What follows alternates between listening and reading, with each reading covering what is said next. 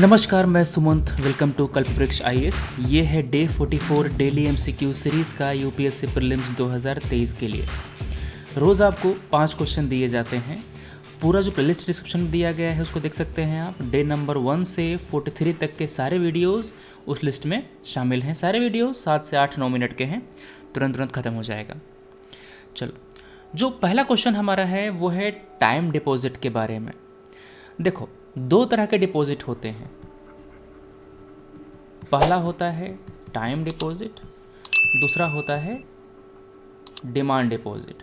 Demand deposit का मतलब ये होता है कि जिस व्यक्ति ने पैसा जमा किया है, जब भी वो डिमांड करेगा बैंक को वो पैसा लौटाना पड़ेगा। फॉर एग्ज़ाम्पल, आप जब अपना पैसा जमा करते हैं सेविंग अकाउंट में तो आप पैसा कभी भी निकाल सकते हैं ना। आप जब पैसा जमा करते हैं करेंट अकाउंट में तो पैसा आप कभी भी निकाल सकते हैं, जब मन करे आपने तब पैसा निकाल लिया।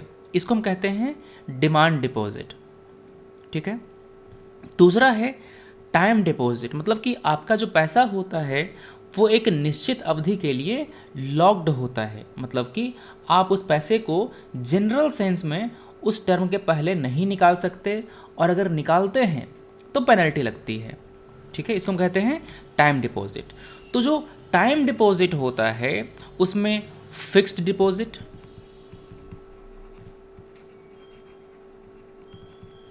Recurring deposit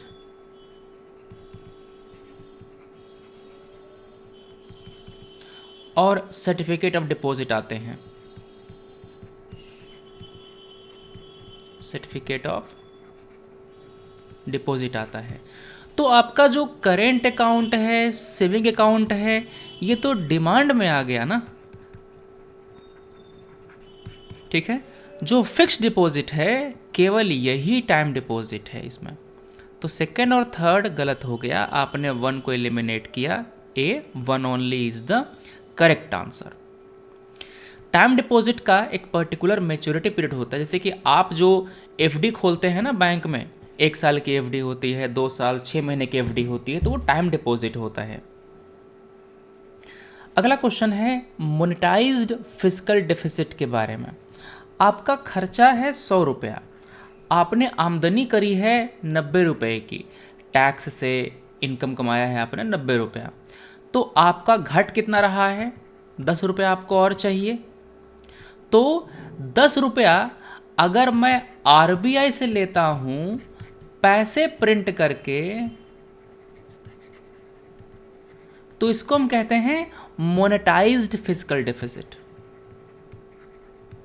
monetised fiscal deficit, समझ गए?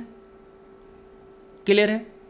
तो it is part of the fiscal deficit covered by borrowing from the RBI, ठीक है।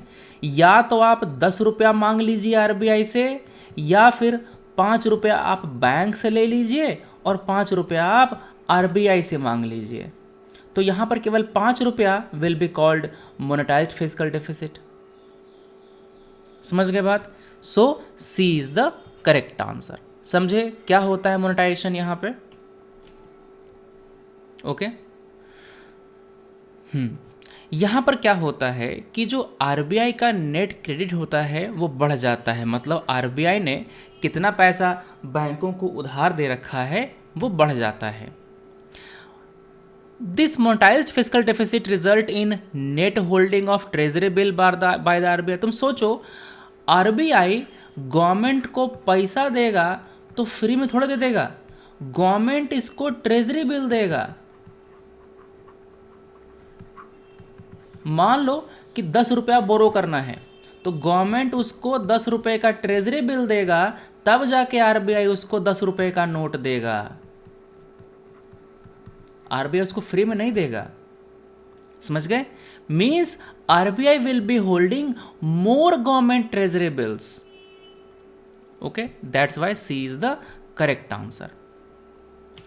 अगला क्वेश्चन है शोर कमेटी के बारे में। मॉडर्न इंडियन हिस्ट्री में शोर कमेटी संबंधित था किससे? जो शोर कमेटी था वो बनाया गया था कोमागाता मारू शिप है ना, उसके लिए। आपको पता है कि 1940 में कोमागातामारू एक जापानीज स्टीमर था जो हांगकांग से निकला था।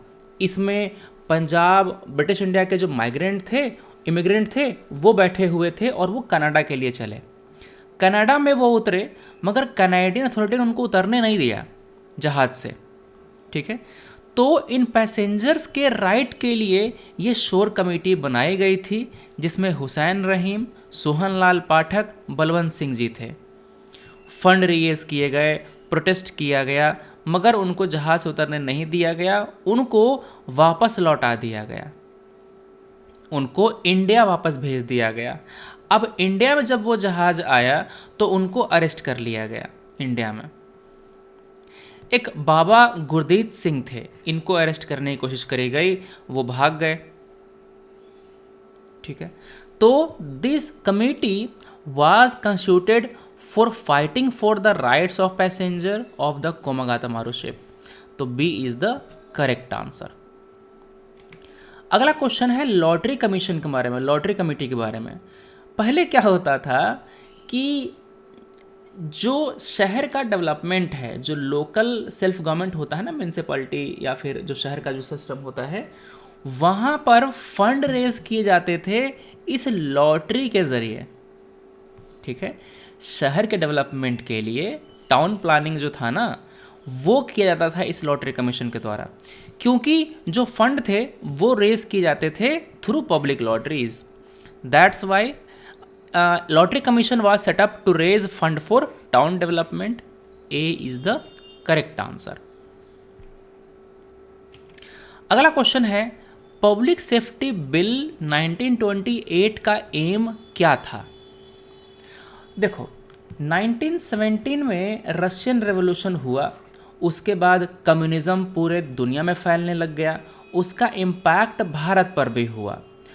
अब ब्रिटिश इंडियन गवर्नमेंट को डर ये था कि जो सोवियत यूनियन है वहाँ से जो कम्युनिस्ट है वो इंडिया में आ जाएंगे और यहाँ पर अपना जो कम्युनिज्म है वो फैलाना शुरू करेंगे।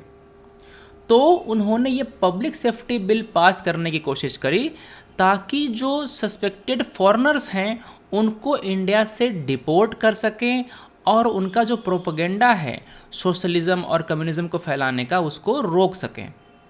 सो this bill was to deport the foreigner suspected of propagating socialist and communist ideas. C is the correct answer, ठीक है। तो ये थे हमारे आज के 5 क्वेश्चन। हम मिलेंगे कल अपने अगले वीडियो में। Thanks for watching, take care, जय हिंद।